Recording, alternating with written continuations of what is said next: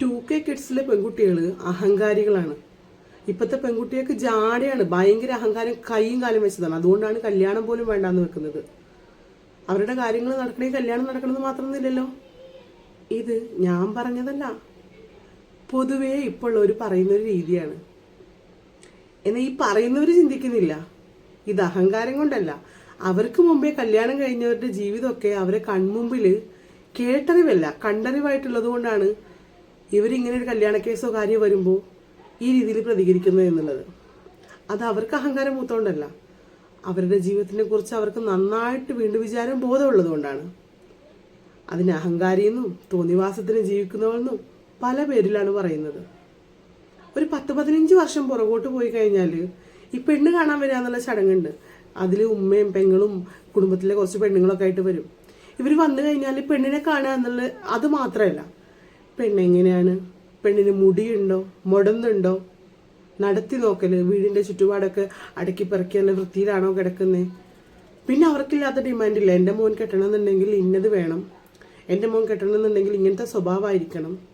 ഭയങ്കര ഡിമാൻഡായിരുന്നു. അന്ന് ആർക്കും ഒരു പ്രശ്നം ഉണ്ടായില്ല. എന്നാൽ ഇതേ ഡിമാൻഡ് ഇപ്പോഴത്തെ കുട്ടികൾ മുന്നോട്ട് വെച്ചപ്പോൾ അവൾ അഹങ്കാരി, അഹങ്കാരം കൊണ്ട് കല്യാണം വേണ്ടാന്ന് വെക്കുന്നവള്, തോന്നിവാസത്തിന് ജീവിക്കുന്നവള്, അവൾക്കില്ലാത്ത പേരൊന്നുമില്ല. ഇപ്പൊ കഴിഞ്ഞ ദിവസം ന്യൂസ് കണ്ടായിരുന്നു, 200 പവൻ കൊടുത്തിട്ട് കെട്ടിച്ചിട്ട് അവൻ പറയാണ് അവൾക്ക് ഐശ്വര്യമല്ല പോലും. ഞാൻ ആലോചിക്കുന്നത്, 200 പവൻ കൊടുത്ത് കെട്ടിക്കേണ്ട എന്ത് ഐശ്വര്യമാണ് അവന്റെ മുഖത്തിനുള്ളത്? ഞാൻ കണ്ടില്ല. ഈ താഴെ കൊടുക്കാം ഫോട്ടോ, നിങ്ങളൊന്ന് നോക്ക്. പണ്ട് ആൺകുട്ടികളുടെ മാതാപിതാക്കൾ വെച്ച ഡിമാൻഡൊക്കെ ഇപ്പൊ പെൺകുട്ടികൾ മുന്നോട്ട് വെക്കുമ്പോൾ അവർക്കില്ലാത്ത അഹങ്കാരമില്ല, അവർക്കില്ലാത്ത ചീത്തപ്പേരില്ല. നിങ്ങൾ മനസ്സിലാക്കേണ്ട ഒരു കാര്യമുണ്ട്, ഇത് കാലം മാറി. ആരും ഒരാളുടെയും അടിമയായിട്ട് നിൽക്കാൻ ആഗ്രഹിക്കുന്നില്ല. എന്നാൽ മാന്യമായിട്ട് ഭാര്യമാരെ നോക്കുന്ന, അവരുടെ ഇഷ്ടങ്ങൾക്ക് പരിഗണന കൊടുക്കുന്ന, അവരുടെ വാക്കിന് പ്രാധാന്യം കൊടുക്കുന്ന, അവരെ ബഹുമാനിക്കുന്ന, സ്നേഹിക്കുന്ന ഒരുപാട് ആണുങ്ങളുണ്ട്. അവരോടല്ല, ഇപ്പൊ ഈ കാണിച്ച മഹാനില്ലേ, ഇവനെ പോലെയുള്ളവരോടാണ് പറയാനുള്ളത്. പെൺകുട്ടികൾ അഹങ്കാരികളായിട്ടല്ല, അവർക്ക് തിരിച്ചറിവ് വന്നു. അവരുടെ സ്വന്തം കാലിൽ നിൽക്കാനും സ്വന്തമായിട്ട് ഇൻഡിപെൻഡന്റ് ആയിട്ട് നിൽക്കാൻ അവർ പഠിച്ചു എന്നുള്ളതാണ്. ഇനി അങ്ങോട്ടും ഇങ്ങനെയൊക്കെ തന്നെ ആയിരിക്കും.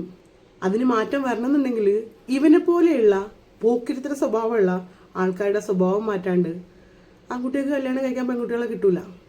അപ്പൊ ചിലപ്പോൾ കഴിഞ്ഞ ദിവസം ഞാനൊരു വീഡിയോ കണ്ടിട്ടുണ്ടായിരുന്നു, കേരളം വിട്ട് പുറത്തോട്ട് പോയി കല്യാണങ്ങൾ നോക്കേണ്ട ഗതിയാണെന്ന്.